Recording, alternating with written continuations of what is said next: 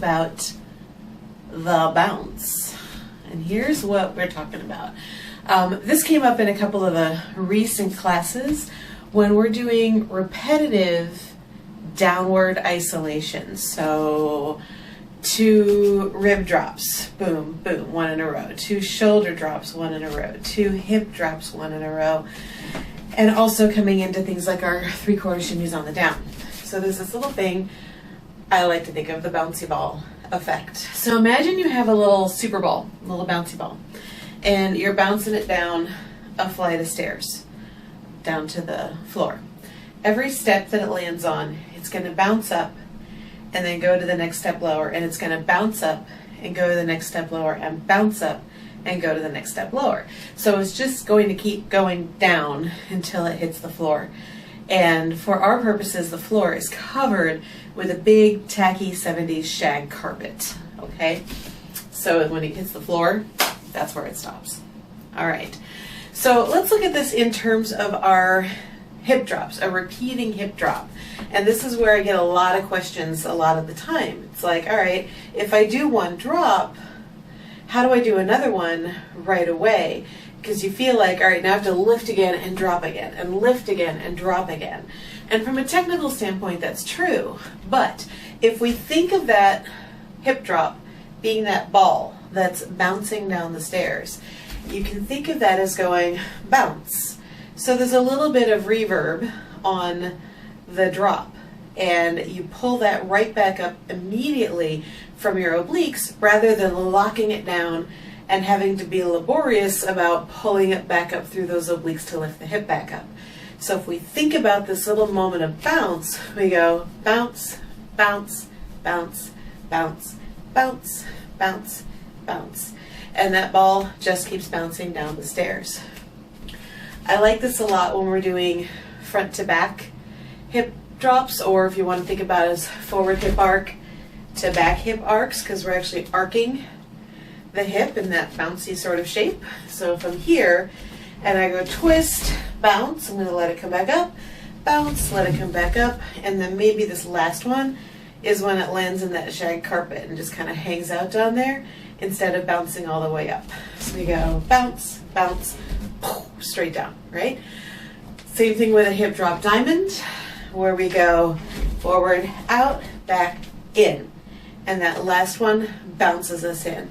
So the hips are the easiest ones to think about the bounces for, right? Because it just kind of starts to make sense.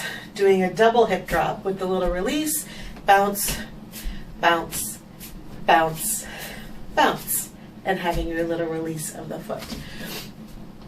All of that great stuff in the hips. We can also think about this in the rib cage as well. So if I'm taking, let's say 3, I like my hip drop, my rib drops in 3. So let's say I do 3 rib drops, chest drops, whatever you want to call them, and we go in, right? And again, same thing, rather than going in and kind of getting stuck, or, and I get this a lot, thinking more about it, dropping partway, a little bit more, right? But then look what happened to my posture. On the way down, everything sort of gave up and caved in.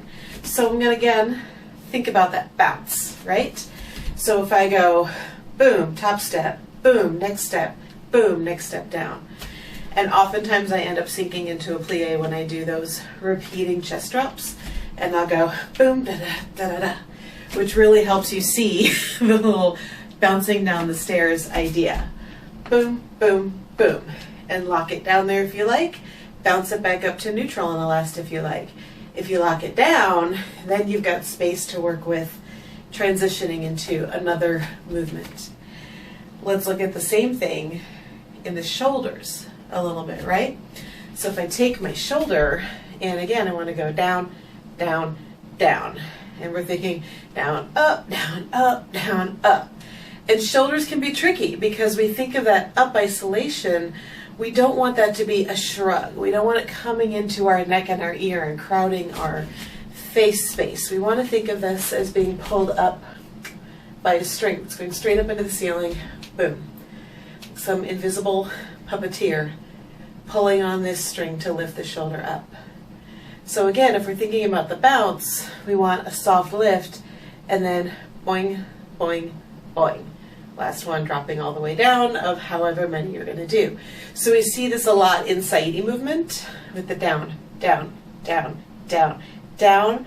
There's a few places you can use your bounce. You can also explore with that bounce with 3/4 shimmy on the downs, where you can go bounce, lock it down, bounce, lock, bounce, lock, bounce, lock, bounce, lock.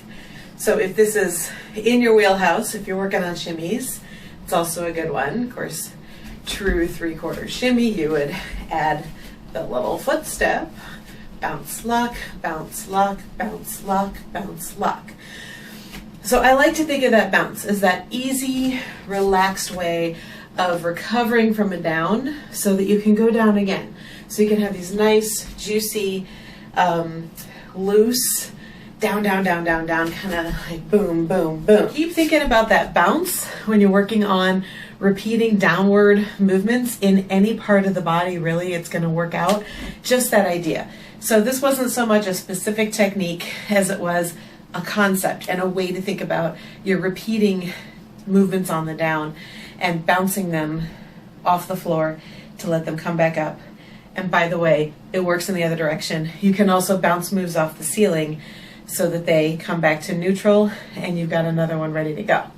It's a much more relaxed way of dancing. It's an easy way to think about all of that sort of repeating downward movement.